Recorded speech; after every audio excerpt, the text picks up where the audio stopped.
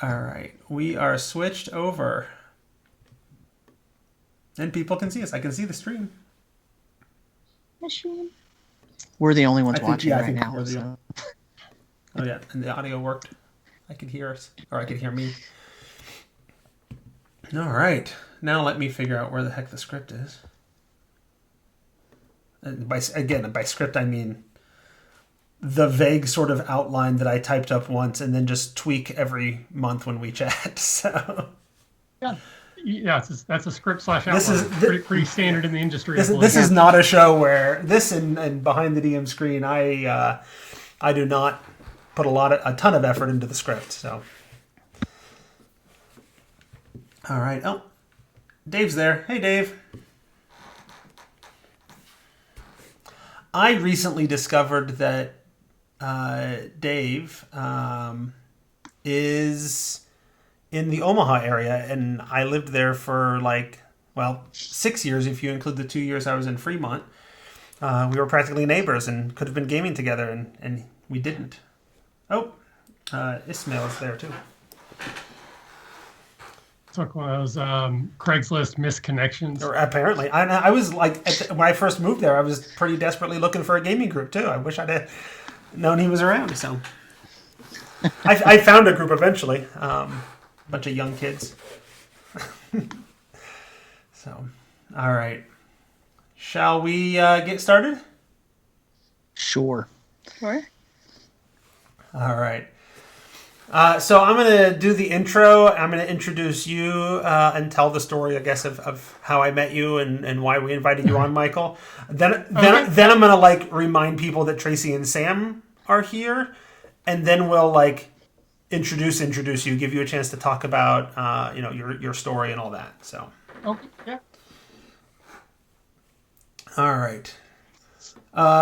Dave, I lived in Omaha. I lived in Fremont right after I graduated, so 2002. So I lived there for 2 years and then Omaha for 4 years after that. Okay, now we'll get going. This episode of the Tome is brought to you by listeners like you. Thanks for supporting us as patrons at patreon.com/The Tome Show. Welcome to Fit for D&D, the Tome Show's fitness show. It is April of 2021 in this monthly check-in show where Tracy, Sam, and I talk about how we're doing with our fitness goals and dig into some topic, interview, whatever comes up that's most helpful to us at that time. This episode, we are talking to Michael Ross from the RPG Academy. Hello, Michael. Hello. Thank you so much for having me on. I'm excited to be here. Yeah, Michael and I met face-to-face back at Gen Con in the days before grad school got to be too much for me to stop going to Gen Con. And then I got done with grad school and a certain pandemic hit at that exact moment. And I wasn't able to have my triumphant return to Gen Con. But hopefully in the after times, we will be able to meet face-to-face again. Whenever that is. Yes, whenever that is. But I found in my interaction with Michael since then that a nicer fellow in the RPG podcasting community you will be hard pressed to find. And while we haven't met up again in person since then, we have kept up on social media. And he's gone through some significant fitness journey himself. And so I thought it might be interesting to have him on and hear that story and do all of that. But before we get into that too deeply, did I mention Tracy and Sam? How are you guys doing? Sam, it's an audible medium. You might want to. I was giving Tracy a chance to answer, Jeff. I saw you waving. That's great for the folks in the stream, but I am doing. Awesome. That's great. You're still here. That's an accomplishment. Yes. That's not a joke. Yeah, no kidding. Yeah, I'm doing pretty good actually. I've had a supremely busy 3 months. Just with that certain pandemic that Jeff talked about has really thrown my life into a disarray. So just trying to navigate that has made it pretty difficult. But I'm here, so yay. Yep. I suspect you and I, both being college professors, are facing similar craziness these semesters. On top of that, I'm trying to apply for grants, and then I'm realizing that there's all this other stuff that I didn't realize came with that I need to do in case we get the grant with my institution. And grading and teaching and all that other stuff happens too. So, well, we have our accreditation coming up. So, and we also are in the middle of basically doing our strategic plan. So, when you're doing a strategic plan and you have an accreditation and there's a pandemic, it's Yep, we're having a lot of conversations about our accreditation as well. I think it's we have to start filing stuff in the fall. So, yeah. All right. Well, let's get back to Michael, the I don't know, monkey wrench in this machine, the spice to flavor our world, whatever we want to call it. Michael Ross, RPG Academy. Before we hear your story and what have you, why didn't you tell us about the RPG Academy? Okay. And give folks a chance to hear about your geek bona fides as well. So yes. So we've been running about 9 years. I kind of have lost somewhat of track, but it's a very, very long time. Somewhat started on a lark. A friend of mine, originally when we started the podcast, it was their idea. And like most things that I get involved with, I become obsessed, and I sort of slowly took it over. And the original impetus is that he wanted to learn to be a game master. I had been running games for a long time, so I would sort of teach him. And then we would break down like the game he would run, and we would kind of like talk through like a debrief, and like when you did this, you could have done that, and what you think. And it has kind of grown from there, and we've expanded. We have a bunch of different show types now. We do some live shows on Twitch, similar to what you're doing here. We have multiple streams and just a whole bunch of stuff. If you like anything about RPGs, I probably have some show on my stream or my podcast feed that will interest you. But you may have to ignore 7 that you don't to get. The RPG Academy functions in many ways similar to what we do on the Tome Show, right? We have many different sort of shows on the feed, and they hit sort of different themes and different genres or whatever. We have a little bit more specific theme, right? We're D&D focused. Yours is more general RPG focused, but there's a lot going on. There's a lot of D&D in there because that's kind of where I started from. But we did sort of expand it. We do now talk about all role-playing games. So there's still a lot of D&D specific stuff in there. And we also do board games and tabletop industry news and interviews and Kickstarters and movie stuff. And, it's just everything. Whatever sounds fun at the moment, that's what you're going to record, right? Yeah, pretty much. Yeah. Very good. So you have gone through, since the before time, since when we met face to face, you have gone through some significant fitness journey.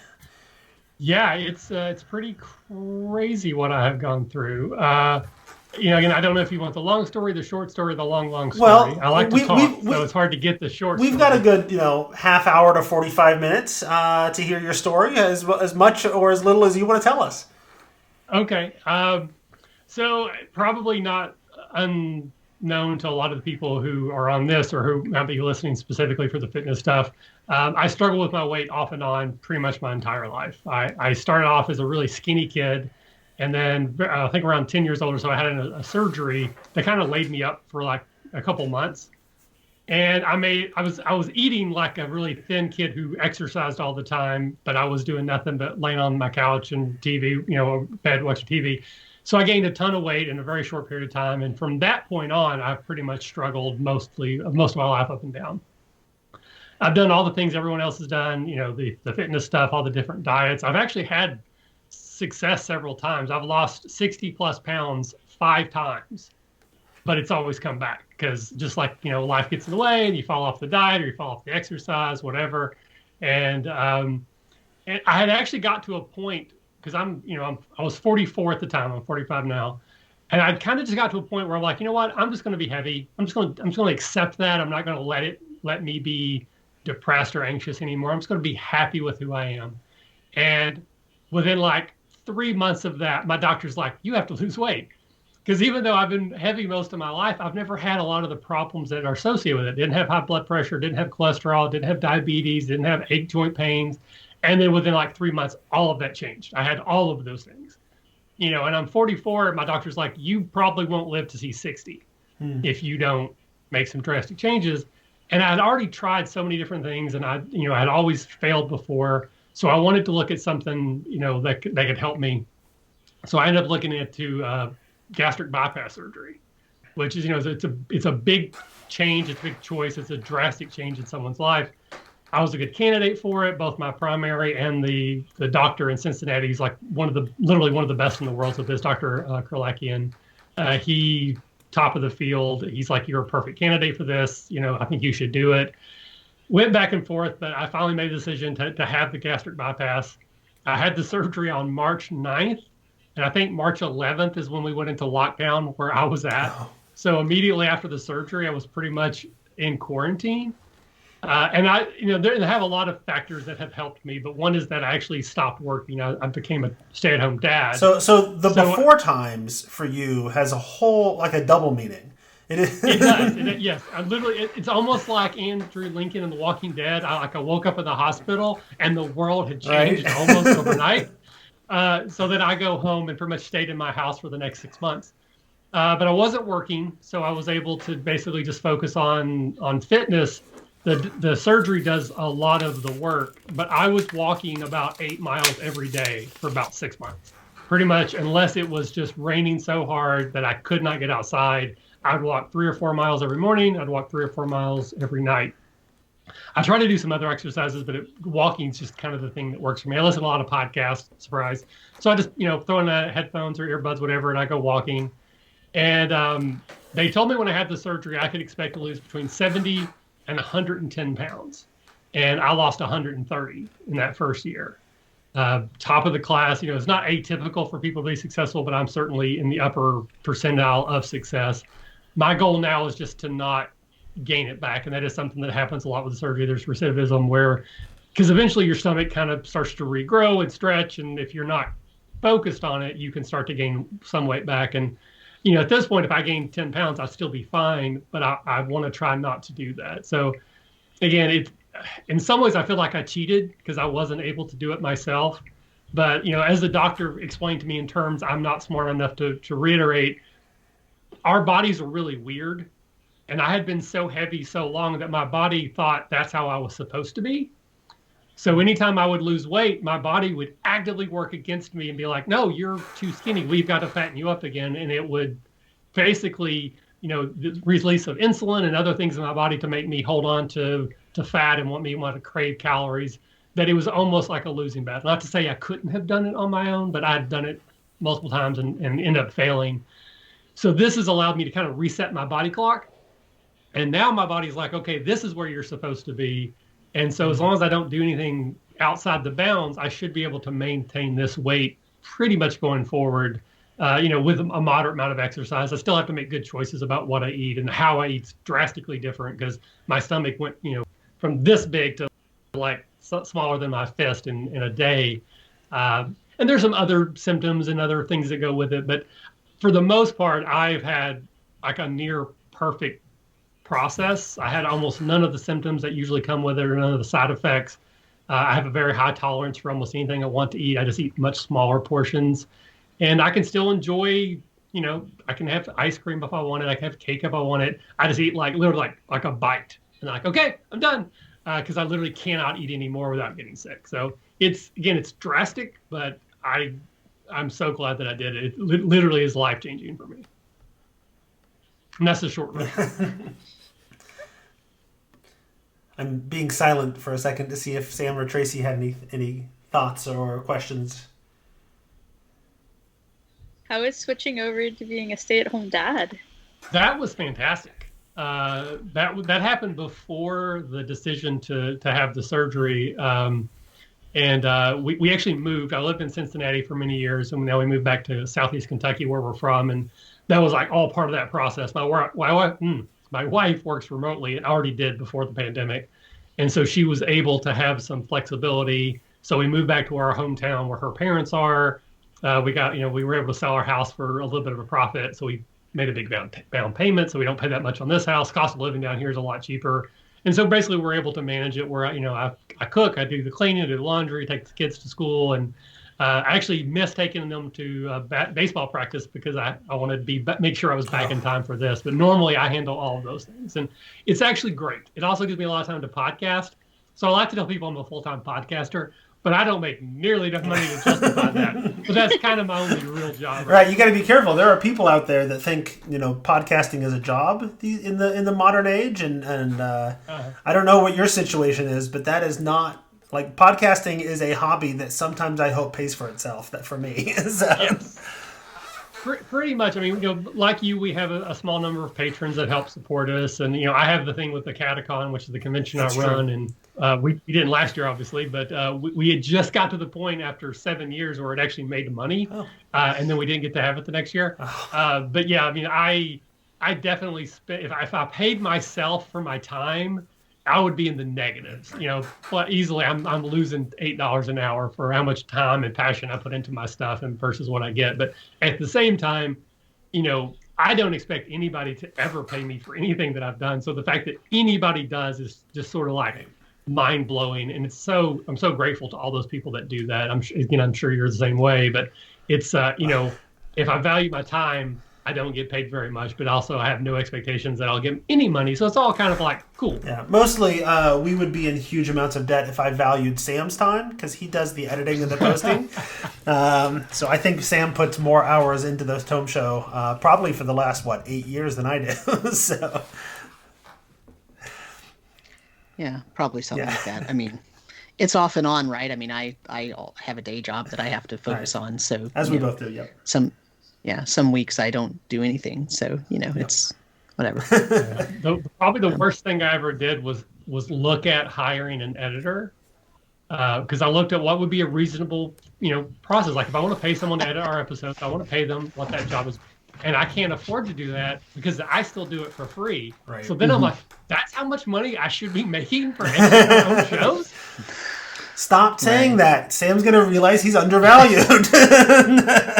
No, I mean, it's a labor of love, right? I know there are some people out there that think that like podcasters and streamers and everything, everybody in that realm is making a crap ton of money, and and it's a very, very teeny tiny proportion of people that make any money off of any podcasting, off of any streaming, off of whatever. And I never went into it with the idea of, I'm going to make this a job one day, right? Like I'm going to make this. And you know what? I've done that in my life before where I had a hobby and I loved it so much. I sort of got a little bit of actual training and then I did it for a career for several years.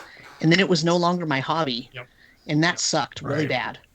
Yeah, so, I think it's a lot like that with any art form. For every Stephen King, J.K. Rowling, somebody who makes millions of dollars on their books, there's those people that have to take their book around to sell them out of the back of their car. They're barely scraping by. Actors are the same way. So there are professional sports. One half of 1% of all really good high school sports athletes. Of in any sport. Actually make it so that they make a career out of it, and only 1% of those are making the millions that everybody always associates with. So I kind of feel the same way. Like if either of my kids are good enough at sports to get to go to college, on a scholarship, that's great. Yeah. Just like there literally been points where I've thought about stopping the podcast, but then I was like, but I get to go to Gen Con for free. That's kind of worth a lot of money. So yeah, I'll tell you what though, my free trips to Gen Con usually cost me about $1,000. So. Oh yeah, because I don't pay for my $100 ticket. I'm like, well, I can have this good meal. I can buy this. I'm still traveling. I'm still paying for the hotel room. Yeah. But I don't pay for that. That badge. So it seems like it's a free trip. Yeah, I'm exactly the same way. Yeah. I get it. Yeah. So. And one of the reasons I had asked about the stay-at-home dad thing, because you had talked about doing the 8 miles a day, and I only got a brief window of that when I was on maternity leave, and I had a little infant that wanted to only sleep if he was on top of me, or if he was in a stroller being pushed. And so I ended up doing a lot of walking, and it was really great. I do miss being able to do that much walking because now I have a full-time job and a 4-year-old. But I just wanted to say I think that's a really big piece, right? Like Oh yeah, it's huge. Again, my success, a lot of it was tied to that exercise, because my diet alone, I would have lost that 70 to maybe 110. The reason I was so successful is because I put in so many. I literally was walking my shoes apart. I was walking so much. So exercise is just a huge part of it, but it's obviously easier because, like I said, I've lost weight many, many times, and I'm very obsessive about when I'm trying to lose weight. I'm very obsessive about my weight. If I get on the scale, I get on the scale every day, and if I don't see the number go down even a little bit every single day, I would be like, why am I even doing this? I'm just going to go eat a tub of ice cream. And because of the surgery, the numbers went down. I think over the last, because I track my weight every day for 365 days, and I think there might have been 2 days out of that 365 where the number didn't go down at least a little bit every single day. And so that motivation was keeping me going and keeping me focused. And then I hit my 130 target. So I went from 325 to 195. And I'm now down to 190. So I've lost 5 more pounds, but that's actually come in just the last few weeks. I've upped my walking. Now I walk like maybe less than 2 miles a day, probably like 1.5 miles a day. I just do it once a day. I do a lot less because I've got other things going on. And I kind of just more like a maintain, but I've upped it a little bit. I'm trying to get to 185. I want to see if I can actually get that down. Because I've said for years that I thought those height weight charts that you go online, like how tall I am, male, female, how much should I weigh, that unless I lost a leg, I would never get there. But now I'm actually only like 6 pounds away. It's 185 is what I'm supposed to weigh according to those height weight charts. I'm like, maybe I could lose. So it also is part of that obsessiveness where I'm like, if I keep seeing the numbers go down, I'm going to keep being motivated. I'm worried that if I get to the point where I'm strictly maintaining, that I might backslide a little bit. So there's also a little bit my understanding my own head issues, that if I have something to focus on, it's easier than if I'm just not focused on anything except maintaining, which for some reason doesn't fit in my brain as something to target. Well, you can't continuously lose every single day forever. That would be horribly unhealthy, right? You'll eventually disappear and waste away. So, Stephen King wrote a book about that. Right? He did, and I read that book. The Bachman series. Yes. Yeah. But yeah, at this point, I've pretty much maintained. I was like 195 for about 4 months straight. Just pretty much kept on that. So I know that I can maintain, but there's still a part of me that just worries that eventually, because my stomach will continue to grow. So if I have any bad habits, they're going to start to multiply and push me the other way. So it was just a way to kind of keep myself really focused for a little while longer. Right. So this might be. Sorry. I was gonna say it might be. Feel free to say you don't want to answer or anything like that. But do you?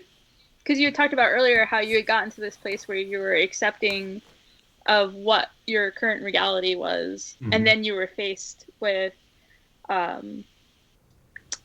like an event where you now had a goal, but it wasn't about you per se, because sometimes people get into this thing where it's like the weight becomes whether or not they are succeeding or failing, and now instead it was like, if I don't do this, then I won't live to be as old as I want to be, which is a slightly different goal than trying to prove your worth by losing the weight. Right. I think that helped. I don't know if it helped. It certainly didn't hurt. Right. I had got to the point where I was going to be satisfied. I was going to be happy. And I got to a good place. And of course, that's when things changed. And a completely side tangent. I'm a huge Marvel MCU fan. And I think that a lot of people have taken the Fat Thor message the wrong way. That him becoming overweight because of his depression was like a bad thing. But the whole thing when he gets the hammer back, says he's still worthy. I will break down in tears every time I watch that. Sometimes just talking about it, I will, because as someone who was heavy most of my life, that was affirming to me that you can be overweight, but that doesn't mean you're a failure. He was still worthy, even though he had gained that weight, to hold the hammer. And that's kind of like the mindset that I try to get into, is that I was still a good dad, still a good husband. When I had the job that I was at, I still went to work and I did a good job. And the fact that I was overweight doesn't mean that I'm not a good person or wasn't a good person. For me, if it hadn't been the health issues, which sadly those are tied together for people, and as you get older, even if like me, even if you've had been overweight most of your life and didn't have them, eventually it will catch up to you. But yeah, if the doctor hadn't told me, you have diabetes, you have high blood pressure, you have high cholesterol, you're going to die if you don't change something, I was in a good place. I was pretty content. So one of the things you kind of talk about, and that we've talked about a lot over the last, how long have we been doing this? Almost a year. We've been doing this, a little more than a year. I think we've been doing this show. Is that there's a difference between fitness and health and weight, right? Weight is correlated to health, but weight and health are not the same thing.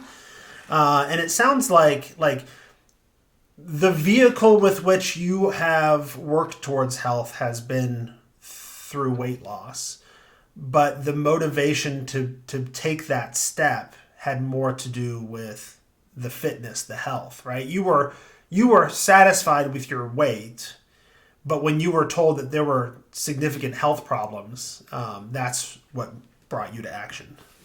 Right. Yeah, completely. And, I'm certainly more cardiovascularly fit than I've probably ever been. If you need me to go out and walk 10 miles in a day, I'll do it. As long as my Bluetooth is working and I don't change my batteries, I'm fine. But I'm physically weaker than I used to be. Like just playing around, like wrestling with my kids. Part of it is they're getting bigger, but like they can win now. We used to dogpile on the bed and I'd wrestle with my kids and I'd throw them around. And now I can't really do that anymore. And I think part of that, I've lost muscle as well. So it's not like I just lost all the fat. I don't look anything like Chris Hemsworth. Trust me, it's not good under there. But having the weight off has allowed me to do other things. The fact that I can go walking, I could just start walking for a couple hours and I'm not going to be sweating so bad that I think I'm going to die, which I used to do. Even when I was content with my weight, I was so overweight that going up a flight of steps, I'd be out of breath. Carrying groceries, I'd have to sit down and take a break. I don't have to do those things, but physical strength, I'm definitely weaker than I was before.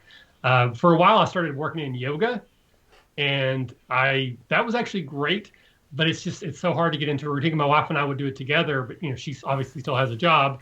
So there's some days where like I want to do it while she's working, but then if I do it, she won't do it with me. So I'll wait for her, but then she doesn't want to do it after work because now it's time for dinner. Then after dinner, right. Kids, and then we end up missing.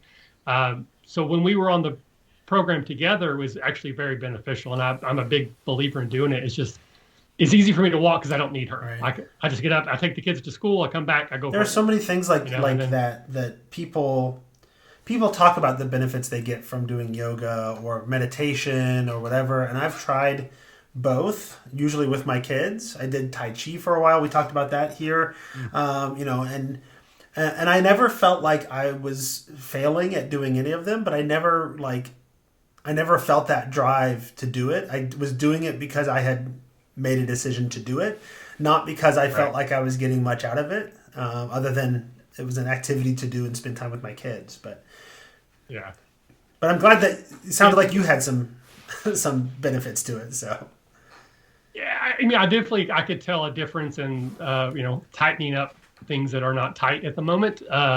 Some difference in strength. But walking for me is, again, I have a kind of an obsessive compulsive personality, which is both good and bad for a lot of the things I try to do. But like I can put on an audiobook and I can go walk for a couple hours.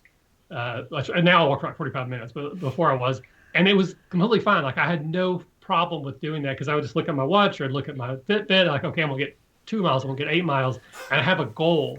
With yoga, it's not very goal oriented. And we were doing this yoga challenge with my wife and I with another couple.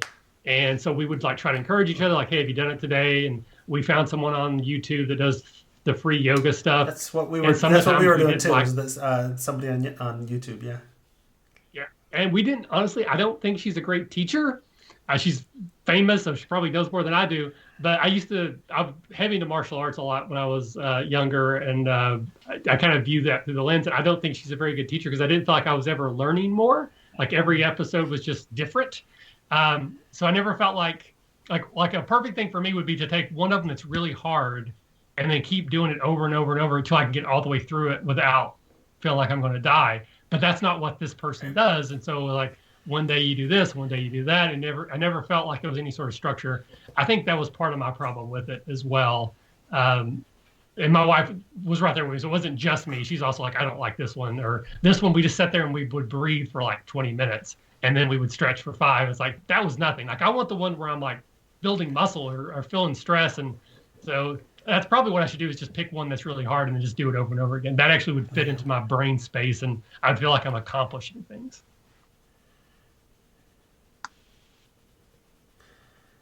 So you talked about you kind of yo-yoed, as people oftentimes do with your weight, right? I've been that person, right? I got involved in twice when I was teaching middle school back in North Carolina. I got involved in some weight loss challenges, and I won every single time, to the point that they stopped doing it because it's no fun. Jeff's going to win again. But by the next year, when the weight loss challenge came up again, I would win because I had gained the weight back, right? I was calorie counting. I was losing, really good amounts of weight on a regular basis. But it was, slowly but surely over the next 6 months, I'd be back to, right back to where I had started. You decided to approach the situation differently this time. And we still have yet to wait and see whether or not it's going to yo-yo back, right? I mean, you could still backslide here.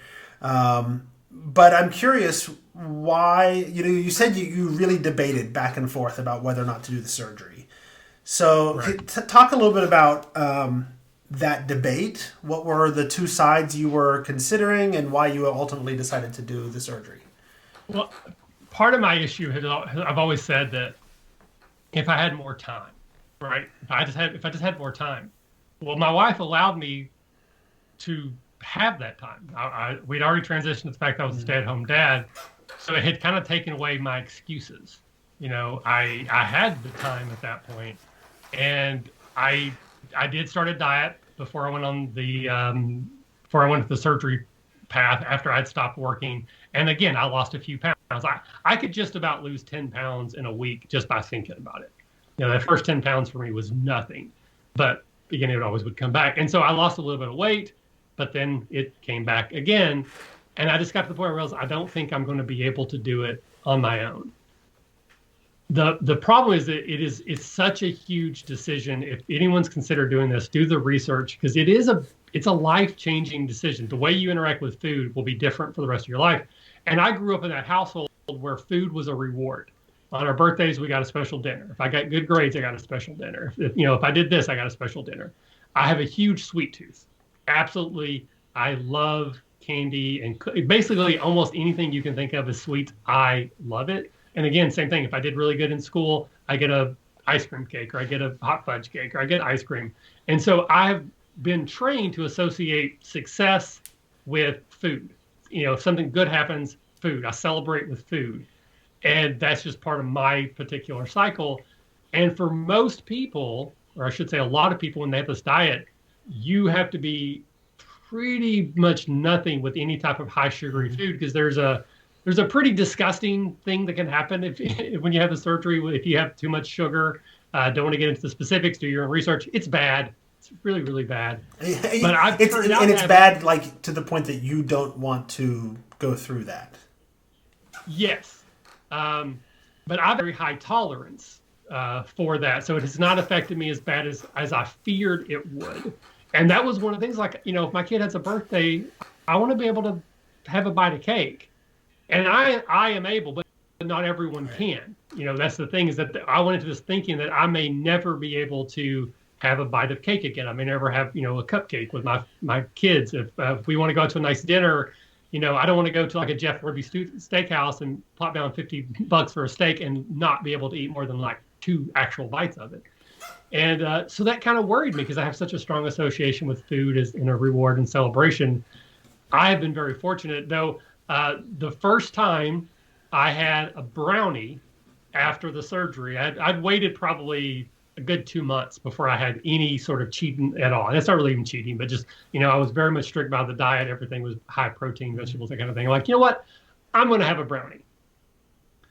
Within about 10 minutes of having that brownie, I was in the bathroom on the ground, dry heaving with back spasms for a good half hour. I did actually end up regurgitating the brownie. It was awful. I mean, I was in so much pain and distress. I felt like I was going to die. I couldn't breathe. I don't want to get too graphic, but yeah, basically I'm dry heaving and throwing up this brownie. And I'm like, well, that's never going to happen again. And then slowly, different recipes, smaller portion, make sure I chew it very, very good. It still does happen to me sometimes. You have to chew your food so much more than maybe, because I actually had a friend tell me once that I ate like a wounded animal.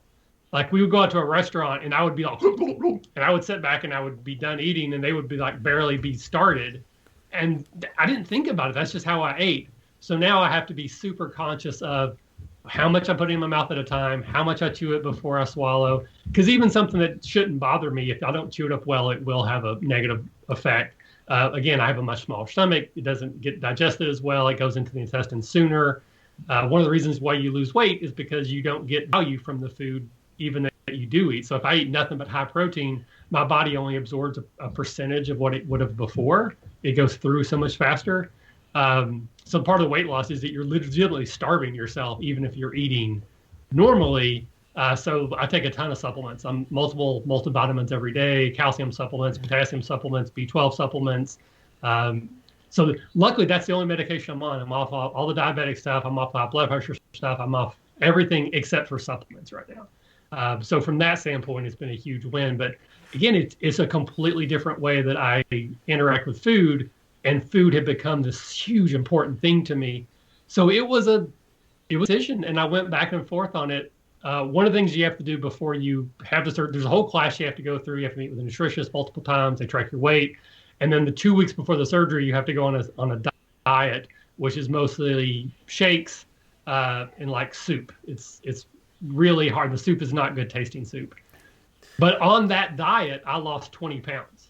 So I lost 20 pounds in 2 weeks. And the day before the surgery, I talked to my wife, I was like, do I just keep doing this? Do I just keep doing this 2 week diet? Because I've lost so much weight already. Maybe this is what I can do. And then I just kept thinking, like, I've done this before. I'm gonna eventually fall off the wagon. And then I've wasted this whole year, this whole research process, the whole getting into the program process. So I went ahead and did it. But that was my big fear: is that am I going to be miserable? Because can't drink soda, like at all. I can't have anything carbonated. Can't drink anything through a straw. Who knew? Because you'll get too much air in your stomach and it can cause you to regurgitate. And I don't drink a whole lot of soda, but I do enjoy sodas. So it's like, am I going to be happy or am I going to be miserable for the rest of my life? And that was the decision I had to weigh. And again, I'm very lucky. Most people don't have the side effects to such a small extent that I do. But that was my fear, is that I was just going to hate life. Even though I would live longer, I would not enjoy it. Fortunately, that's not been the case for me. But that was the decision I had to weigh. We're going to lose 130 pounds or not. It's you hate yourself for the rest of your life, and you may be miserable when it comes to food for the rest of your life, but you could lose weight. So those were the two decisions I was weighing. Yeah. And it sounds like this is not something that people should do on a whim, right? Not that anybody would do it for you on a whim, but it sounds like you spent a year learning about it, talking to people, going through a program, preparing for it, and then it was a whole thing, right? It was a whole big thing, but I do encourage people to investigate it. Even if you don't necessarily have health issues, if it's something that you're interested in, do the research on your own. There's lots of stuff online. Again, YouTube will have all of this. If you live anywhere near Cincinnati, Dr. Kolacki, and again, he's one of the best in the world at this. Because, as the doctor explained, me failing to lose weight wasn't a failure as a person. It was my body's and my chemistry, the evolution, trying to do what it thought was right, but was counter to what I wanted. And again, not to say you can't do it without the surgery. Lots of people have, but more people have failed like I did over and over and over again. So it makes it easier to lose the weight if you're willing to put up with the sacrifices or the potential sacrifices you have to make. So I definitely it's like I had LASIK when I was in college. I had thick glasses, thick as you can see. If I took off my glasses, I wouldn't be able to see the computer screen in front of me. I wouldn't be able to read the words. I was so nearsighted. It was off the charts. But I was afraid of getting LASIK. This was, again, 30 years ago at this point. Everyone's like, you'll be blind, whatever. I finally did it. And within 24 hours, I had 20/15 vision. And I'm like, why did I not do this earlier? Why did I wait so long? I wish I would have done it before. And for me personally, that's how I feel about the surgery. Like, I wish I would have done this in my 20s, because my quality of life would have been so much higher throughout those years. But it didn't seem like it's something I needed to do. And in my mind, it was accepting the fact that I needed surgery, in my mind, was me failing. And I know that that's not true, but I felt that way. And even now, I want to make sure anytime I talk about my weight loss, I'm going to be very clear. I had a surgery. Like, I didn't just do this on my own, because I don't want people to think that I could have done that. I don't want to get the wrong impression. If it wasn't for the surgery, I wouldn't be where I am now. But it's not to say it's for everybody, not to say everyone should do it. But I definitely encourage people to investigate it if you're overweight at all, because it's not that you can't do it enough. It's that your body's actively trying to keep you from doing it. And it's hard to wrap your mind around. Again, people smarter than me can explain it better than I can. But my doctor pretty much said, this is why you're failing. I can fix that. And he, at least for me, was successful. But it also sounds a little bit like the surgery was a key component to your success, but it sounds a little bit like the lifestyle change that you went through to becoming a stay-at-home dad also significantly contributed to your success. Because like right now, this last several months, I've been working on my, we haven't gotten to the part where we talk about our goals yet and how we're doing, but my goal has just been to get active, stay active, get out and do things. Last semester was okay. My schedule was such I could get out, 3 days a week, and this semester hasn't been. And so being active just hasn't been an option for me because I'm super busy, minimum 4 days a week. Yep. And that makes it hard to get out otherwise. So it sounds like the fact that your life switched to being a stay-at-home dad gave you that flexibility and that time to do the things you needed to do to maintain and exercise and do all that. 100%. The surgery would have got me to lose a lot of the weight. Again, the doctor estimated 70 to 110. 110 was like the upper echelon of where they thought I would lose. But because I had the freedom to do so much exercise, and not only that, but like when you're working, it's harder to control your food intake. You're running late for work, so you grab McDonald's McMuffin or whatever. You're at work, so you eat at your desk. You have maybe a fast food, maybe you pack, I don't know. But just all of that for me changed. I had complete control over everything I ate, when I ate it. I didn't have to worry about anybody else's schedule. So I'm absolutely so fortunate that these things all sort of combined together. And, again, in a weird way, even the pandemic to a point, because then I wasn't expected to go out and do anything. I literally just stayed at home for 6 months, and then I would walk every day. My kids were learning virtually. So I get them up in the morning, get them on their thing. I make them their lunch, make them breakfast. But I still had like several hours every day that I could do whatever I wanted.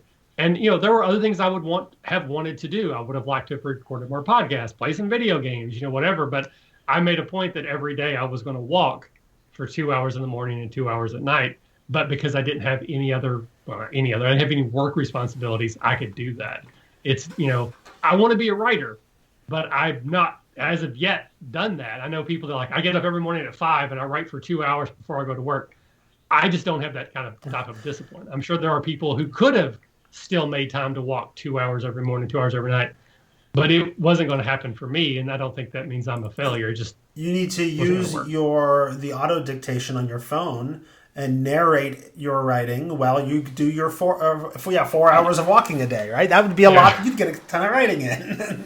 Yeah, that not working now, but when I first started, I made a few Patreon videos, like I was sending to our patrons, and I was huffing and puffing so much as I was walking that I'm sure it was almost illegible. But maybe now I'm probably at the point where I could probably half my walk would be legible on an auto dictate. So it sounds like what needs to happen is, people need to, if you really want to lose weight or maintain or get healthy or whatever, one of the major things everybody needs to do is stop working Yes. And right? Yes.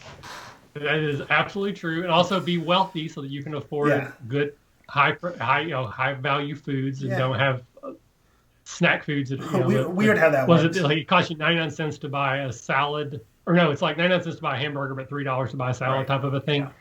So yeah, it's again, you work within what you have, use all the resources that you have available, and I'm a big believer that any type of diet will work if it's a type of diet that you can stay on. For me, it was Atkins. I had tons of success with Atkins until I stopped doing it. But some people it's the South Beach, some people it's counting calories, some people it's Slim Fast. Any of them will work if you will do them. So finding the diet that you can sustain the longest will have the best success. And then exercising within what you can do. I have a friend of mine who does Ring Fit on his Nintendo Wii now. He loves it, does it all the time. If that's what gets you moving, then absolutely gamify exercise as much as you can. I went to an extreme because I needed to, but it's not necessary for everybody. That's the other thing too, because like your doctor told you what the consequences would be, but it didn't seem like your doctors were necessarily pushing you or saying like this is the only thing that's going to work, right? It was really driven by you, which I don't think everyone gets from their doctors. Mm-hmm. I think part of it, because everything had changed, like I had those conversations with my doctors, like, I've been overweight most of my life, but I've never had this problem, this problem, this problem. And they're like, well, you do now. So we talked about, what I would need to do. And, I was pre-diabetic for about 2 years, and I tried to diet. Like the day I got my diabetic diagnosis, I went on a diet and I lost 45 pounds in like 2.5 months. And my doctor's like, this is great. You're fine. And then I put all the weight back on and then some, and I got heavier. And then it's like, now my numbers are worse than when they started. And so I always did that yo-yo thing. And, again, I have kids now, and I want to be around as long as I can for them. And as sad as it is, if I didn't have kids, I may not have done this.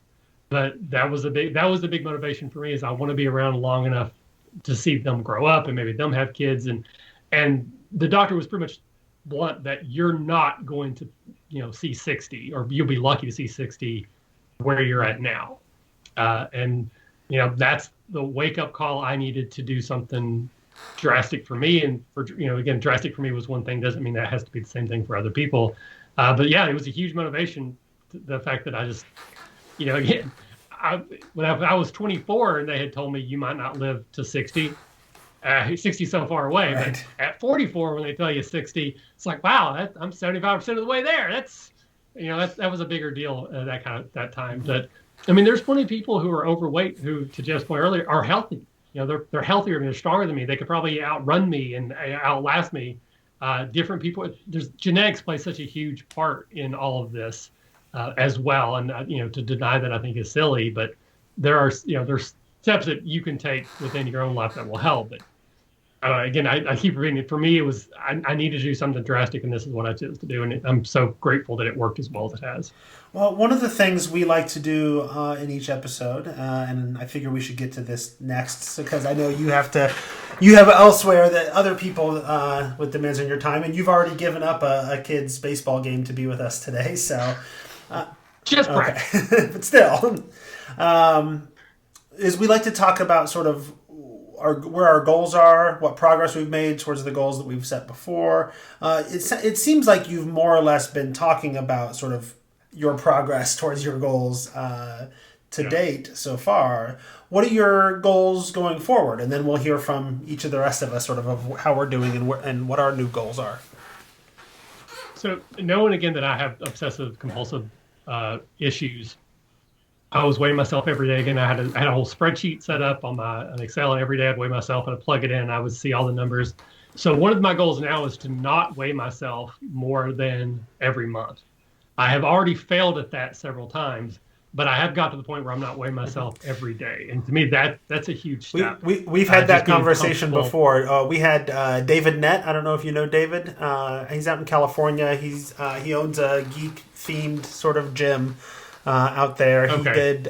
He's done some acting and things as well, some video stuff. So, but yeah, we had him on, and that's one of the things he encouraged. I think it was him that encouraged us to not weigh in so much. And so I basically stopped weighing in unless we were doing one of these recordings. And even then, sometimes for this recording, it just didn't even occur to me. I didn't weigh in. And maybe I should more often because I may not be making the progress that I hope I am. But seeing those numbers are a big part of how I kept myself focused. So when I was for the first year, I weighed myself literally every single day. And then I got to the point after that year, I started weighing myself every week. So I went almost 2 months where I weighed myself just every Monday. And now I'm trying to get to the point where I'm just weighing myself once a month. And I think I've weighed myself 3 times so far this month. So that's still a huge improvement for me, but I need to get to the point where I'm not so worried about it that I focus on it. Again, it's even though I've lost the weight, that weight is still weighs on my mind. And, I've dealt with anxiety, I've dealt with the depression, and a lot of that was tied into those type of tendencies. So I'm trying to just for my own mental health, not be so focused on it. But it's easier for me now that I have lost that weight that, I'm not trying to see the numbers go down. At this point, I'm trying to just make sure they don't go up. More like, at this point, I've actually transitioned to, as I do want to lose another 5 pounds. I want to get to 185. So I'm kind of wanting to see them go down again. But for the most part, I just don't want to see them go up. So that's kind of my goal, is to not be so focused on the numbers that I'm making myself anxious over it. And then my other goal will be, again, I'm trying to lose another 5 pounds. But it's more just to keep myself motivated than any sort of need to do that. Tracy, Sam, do you want to talk about your goals and progress next? I mean, I think we can talk at least about one thing. Last time we recorded, we started using the Habitica app to sort of track our behaviors, and we did. We that was like the extra topic on that whole episode, and I think I stuck. I'm not familiar with that. It's a behavior tracking, and you give yourself points, and it's set up like an RPG, like an 8-bit RPG sort of thing, and you level up and gain classes and find equipment and raise pets and do all that kind of stuff. But part of the big thing is that it's a group activity. And so you're motivated by seeing the progress of the other people in your group and sort of establishing good habits that way. And I think I stuck with it the longest, but we all sort of fell off and stopped using it. So I think we can report that we all started using Habitica about 2 months ago. And we all stopped using it about a month to a month and a half ago. But I'm actually using it again. Oh. So what happened is you've had issues. My mom had been end of September, October through January, I had to do wound care for my mom because she had developed sepsis and then some wounds. And then I was like, I am ready. We're done with this. I'm gonna get my life back on track now because pandemic and everything. And then, so I started doing Habitica. I had this whole plan of there's this thing called 40 days, 40 bags for Lent, where you try to go through your stuff and get rid of extra stuff. I was all ready for this. And then near the beginning of March, my mom had a heart attack. And then about 2 weeks later, and she's okay now. She made it through. And then about 2 weeks later, my dad went to the hospital for a week, and I just put myself in Habitica in the tavern, and I was just like, this is not what I can do right now. Yeah. What I can do is help my parents get through this. We've done a lot of that. We've gotten them a little better. So I'm starting it back up again because I want to do those improvements. So well, maybe I'll get back into it then. Now that I'm not alone. Yeah. And then it was like ghost. And then other progress I've made is I have started my garden. I got boxes and dirt for garden beds. We're doing raised garden beds because one of the big problems I've had during this lovely pandemic is getting fresh fruits and vegetables that don't go bad right away. Mm-hmm. So doing a lot of lettuce. I already have sugar snap peas going. Starting to do the charts for when I gotta plan everything, and it's exercise, so it's like a whole and my parents also love, and my brother who's is diabetic too, they all love fruits and they all love vegetables, so I'll be able to share it with them too. Nice. So hopefully that all goes well and I don't have another need to drop everything time. But even if I do, lettuce, they grow in succession. You can just start up again 2 weeks later. It's fine. If you don't mind, let me jump in really quickly. This is absolutely not a commercial, but one of the things that we did for our household is we signed up for one of those meal plan kits. We do Dinnerly. Again, they don't pay me any money. I pay them every month. But we sign up for everything's 2 portions. And then when I make dinner, we split it between our whole family. So there's me and I have 2 kids. I have a 10-year-old and a 9-year-old, soon to be, or 11 and 9, soon to be 11 and 10.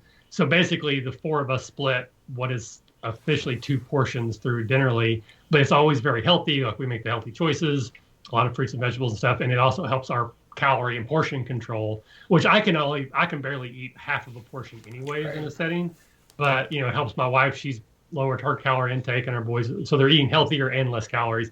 So again, I know that costs money, and not everyone can do that, but it is something that's also worked for us as well, for the whole family, not just for me. Yeah, and I know we've tried in the past. Do they have lower carb options? Because that's been one of the problems I've had with some of the meal kits. I don't know, because that's not one of the things we look at. Right. I know they do have like the healthy options. There's vegetarian, there's like multiple categories you can filter it, but I don't know if low carb is one of them. Yeah. I know that. Well, I have heard advertisements on other podcasts for meal prep services, and I remember one of them specifically talking about a carb conscious option. So I know. So I'm sure some of them exist, can cater to that. I don't know if Dinnerly does. It may. I don't know. Yeah, because I do have diabetes as well, and specifically things like breads and stuff. So they're like, the one we were doing had a lot of sandwiches, which is okay except for it's not. And so we're trying to, because that's one of the ones that will send my blood sugar up. I also did go to the doctor's. My A1C is not great right now, but with all the stress, that makes a lot of sense. So we're working on that. I think you can also report that, I think since we've recorded last, that you have received 2 doses of the vaccine. So is that right? Ooh. Yes. Yeah, and it's been 2 weeks since my last one. On Friday, tomorrow, it'll be 2 weeks. So. I got my second dose last week, so I am this Friday I'm 1 week in, and next week Friday I can start licking all the doorknobs again. Yeah, You've been waiting for that. Yeah. My wife gets her second soon.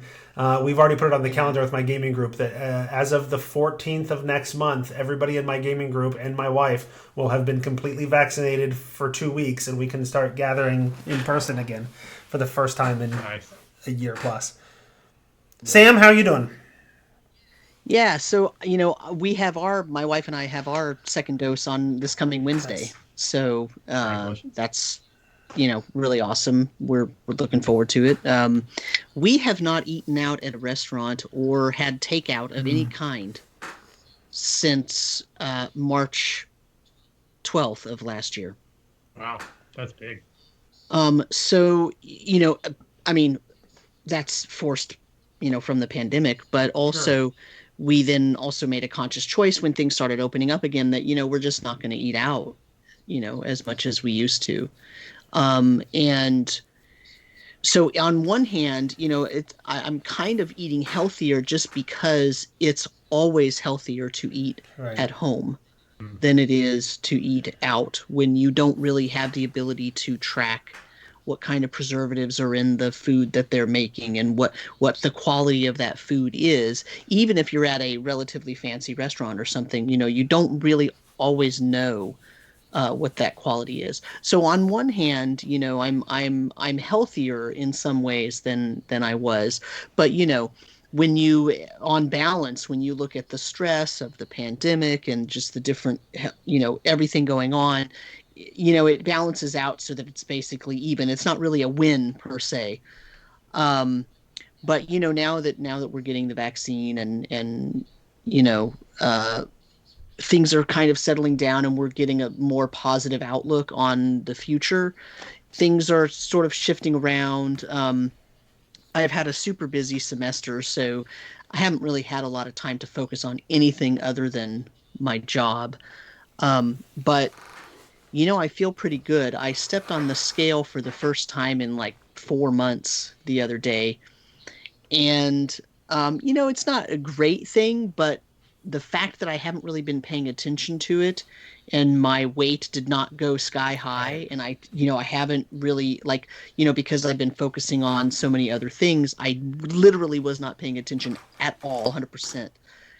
And the fact that it didn't go in the wrong direction, it actually said, because 10 years ago, if I didn't pay attention to it for 4 months or for 2 months or whatever, it would go, or even 1 month, it would go up and down, up and down, up and down, right? So I'm more on an even keel now, and so that's okay. I'm not I'm not meeting my goals, so I think what I need to do is set goals. And for me, there's this weird thing where if I write it down on paper every morning I get up and I try to write down, here are the 5 things I have to get done today, and all of those things are always work related, right? And then other things impinge in between those things. And so some days I barely get those done, and some days I don't get those 5 things done. But what I never put on there is exercise, right? And so I think a different strategy for me personally, I've been thinking about this for a couple of days, is I'm just going to have to put exercise on that list and make sure that I start doing that. I mean, it sounds so silly and stupid, but because I'm just regimented that way, where if I put it on my to-do list, it's gonna get done, right? And if I don't put it on my to-do list, though, it ends up falling off of the priority list. And it's way too easy for me to let exercise and eating better and really paying attention to all that stuff. It's easy to let that fall off, because I'm very much what you were talking about earlier. I was raised where food is the reward, and food is when, okay, it's been a long stressful day, let's go sit down and have a really nice dinner. And it's comfort food when I say that, right? It's nice dinner doesn't mean like giant salad. It means turkey and gravy and stuffing, and you know what I mean. It's like, it's comfort food, but it's really not the most healthy choices. So I'm Jeff. You were smiling. I am because there's you're talking about the kinds of things that you need to be successful, and it occurs to me that we need to restart the journaling series and get you in with the Hero's Journal. Is that what you're holding up, Tracy? Oh, that's what I was attempting to hold up. So the Hero's Journal is specifically designed to do exactly the things that you're talking about. It has you writing down you set a goal at the beginning of it. It's a 3-month journal. You set a goal at the beginning of it, and you rewrite that goal every single day at the top of each new page. Mm-hmm. You set 3 sort of specific to-do tasks, and you describe sort of the things you're grateful for, and what do they call it? Your allies and your threats. And it's all fantasy themed, and there's little fun cartoons and whatever. But it sounds like the sort of thing that you talked about. You needed to write it down. You need to have that list in front of you. Like, this seems like the exact sort of thing that we should have invited you on the journaling series for.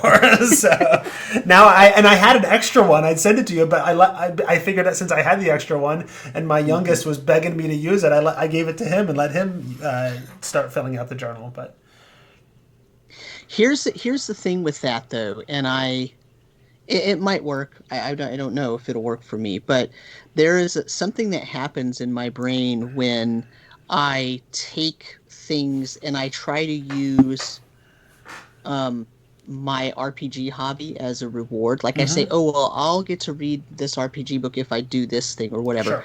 What happens is, if sometimes I don't get to it, it makes me feel really guilty about doing RPG stuff if I haven't done that other thing first. And now, this is a paradox, right? Because I know that's the whole point of it, so that you feel guilt, you feel bad enough that you do the other thing first. But the problem with that is, I don't want to feel guilty about my hobby. Right. No, because it makes me not like myself. Well, and that's what I mean. The Hero's Journal is definitely themed that way, and I expected it to be more gamifying the journaling, and it's not. It's not doing that at all. It's really just the only thing that's fantasy-ish about it is the artwork and the labels, but the actual process of what you're doing is setting goals and tracking your time and figuring out what helps you and what got in your way. It's really a lot. I mean, I listened to. I suppose. So Yeah. I know. Yeah. Yeah. but I'm just saying, like, for me, so I mean, maybe I'll have to look into it. No, I'll have to look and at the what trick is, like, and I was looking at this journal specifically for a long time, and the trick to it, the whole thing, for me is, as journals go, the Hero's Journal is an expensive one, and I did not know if I was willing to invest the money in it to see if I was interested in it. Like, is it worth $50 to find out? Yep, nope, this isn't going to do it for me. So that was a waste, right? That's part of why.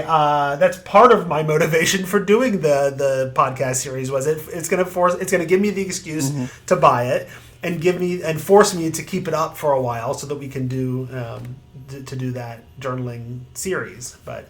Yeah, I don't know. If I ever get another bundle, I'll or if we keep talking about other things or whatever, I'll get one and toss it your way. So. Yeah, I mean, I'll go take a look. I don't, $50 is not. I mean, that is a lot of money. I'm not trying compared to other that. journals. It's a lot of money. For me, it's I have a really good job that I love, and my wife and I don't have children, so we have a much lower expense setup than what a lot of people have. So it's not about the cost for me, right? Right. And it's funny to say that too, because the thing is, on one hand, you might say, well, they have $50 is expensive, but if this is the thing that makes it so that you get healthier, then that $50 is well spent. Right? Oh, sure. On the other hand, if it doesn't work for you and you don't use it, then it feels like you wasted $50. Right. For me, it's the value. So, I can afford the $50, but I'd feel bad if I spent the $50 and didn't get value out of it. So. Right. Anyway. Sam, after you get your vaccine all done, you could come over and take a look at one before you there you go. plunk that $50 down. Yeah. Okay. Yep. All right. You're not too far and away. do from some gardening on the way in, and do some gardening on the way out. Exactly. Yes. Yeah. Perfect. Pick the things and put them down. So, Sam, did you set goals for the next however long it ends up being before we meet again? Yeah, my goal is to get at least a half hour of exercise in every other day, Okay. minimum. Okay, very good. So my goal last time was very simply to get more active. I was in the middle of the semester where I had classes 4 days a week, and life was such that it just was not happening at all. I was getting out a little bit, maybe sometimes, but then it was also cold and it was hard to justify getting out in the snow and going walking or whatever. Since then, I have gotten back into the routine of the family Saturday morning walk down at the river walk. We do a 2.5-3 mile walk every Saturday morning. We take, the kids come. It's actually worked out really well. The youngest has started walking with me instead of with his brother, and I just take out one of my Bluetooth headphones and he puts it in his ear, and we listen to our book together that we listen to, which happens to be our book club book for the podcast as well. So I get a good hour or so of doing that walk and listening to our book club book, but I'm doing it with him. So that's gone well, or at least well enough. I still don't feel like I used to be able to get out 3-4 days a week and at least go on a short run or a walk. How's your hip? Yeah, the pain issues issues don't seem as bad right now, but I don't know if that's because I've been taking it easy for 3 months, because it's only recently, it was still bothering me a month ago. Right. So, now that it's not, maybe I'll try to do a little bit of jogging or what have you. My goal for this next stretch of however long it is just to take that and go further, get a little more active.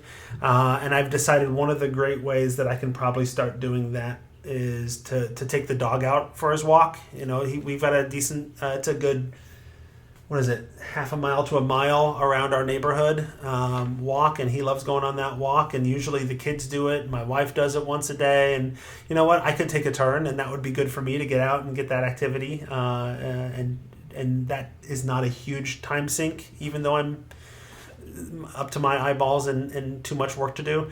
That I think I could spend half an hour to 45 minutes, maybe an hour, going on that walk around the neighborhood, at least a few times a week, if not every day. So that's my goal going forward, is to try to get some more walking in that way.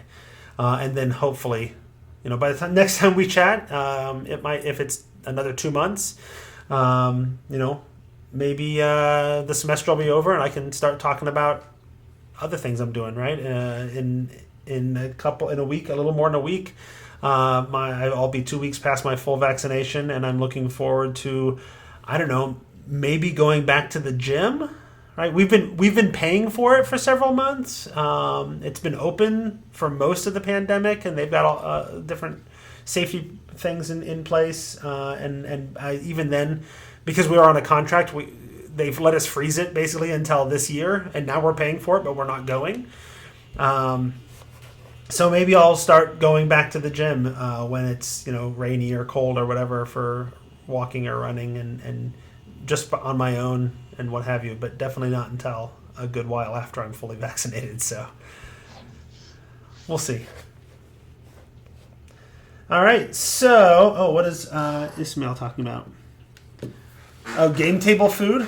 I haven't talked about game table food because I haven't had anybody at my game table in like a year plus.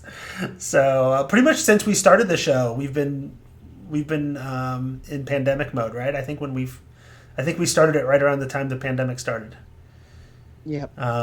So the issue of game table food definitely seems like the kind of thing that is worth talking about at some point. It just doesn't feel super relevant right now because we're not at the table. So. I was trying to do some of that with my group. I was trying to do more of like, if we're going to get together and have snacks and whatever, maybe I'll provide a vegetable tray or whatever just to have something a little healthier. But it usually didn't happen much anyway. We don't do a lot of snacking at my game. There's a bit of drinking from some folks, but there's not a lot of snacking. So anyway, I think for Michael's benefit, we should probably wrap it up. I promised him that we'd let him leave at 9, and it is 9, almost 15 now. He's got other obligations. He's getting the honest Tome Show treatment. We never, ever, ever end on time. No, but we try, and we get close sometimes. Brandis and I don't try. Well, but it's just the two of you, so you could do that to each other. So I think that's what we're gonna call it for this month. I think we might try to move to an every other month rotation at some point, but I don't know when we're gonna make that switch because it would be super awesome if we did that, to have it every other month opposite of when we record the book club, so that Tracy and I don't have to look forward to some months with nothing at the end of the month and some months with two things all at once. So right. So I think maybe we'll try to get together next month and then switch to an every other month schedule if that works for folks. Yep. If you have questions, you can find the show on Facebook or on Twitter as @The Tome Show. You can email thetomeshow@gmail.com. You can find our Discord link. It is linked on the Twitter profile, or you could ask any of us for it at any time. We have a D&D fitness channel there, and you can reach us all individually on Twitter and other places. Michael, where can people find you on Twitter and elsewhere? Twitter is the thing I'm most active, which is @the RPG Academy. We have a Facebook as well, Gmail, the RPG Academy Gmail. We also have a Discord. It's kind of small, but there's a great group of people that I probably spend more time on there than anywhere else. I was just having this conversation on our Discord that I prefer the smaller Discord groups like ours. Mm-hmm. We don't have we've got maybe a dozen really active people on there, but like you get to some of the bigger ones and there's just so much. It's so hard to find the signal for the noise because it's just too busy. Yeah, we're small. I think we're probably about the same. Probably have close to about a dozen people who are pretty active, and our Marvel spoiler chat channel is probably the thing that gets the most action. But we have one for fitness. We have one for like animals. It's called a four-legged family. So people just take cute pictures of their animals and post. And so it's a good time. It's a closed community, so you have to ask for the invite. Because when we first did it, we made it open, and then we had a bunch of spam bots jump in there, and we just banned them all. So now we'll give the link to anyone, but you have to ask directly for it. And then I'll just say, again, if anyone has any questions about the surgery, I'm very much an open book. I will share anything about what I went through, my decision process. So please feel free to reach out. I will give you the best information I can or send you to someone else who might know it better. either hit me up on Twitter or just email me the the first time I broached the subject of you coming on, I saw you posted something about your weight loss on Facebook, and I left a comment there. And I was a little bit hesitant because I'm like, I don't know if it's appropriate to ask if he wants to come on and talk about it. So I kind of approached it pretty gingerly, and you were like immediately, yeah, absolutely, no problem, anytime. Like you seem to be an open book. Anything I can do to help anybody in anything that I actually know about, which is not a lot of things, I'm happy to share. So there you go. You can also find me on Twitter. I am at Squatch, SQUACH. Tracy? At Sarah Dark Magic with an H. Sam? At DM Samuel, no spaces. There you go. And that is where we are going to end our fitness quest today. Please come along and join us as we continue to build up our geekiness and our health. The end.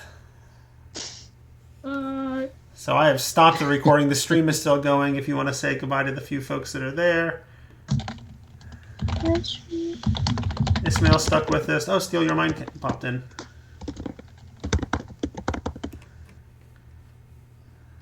So, all right.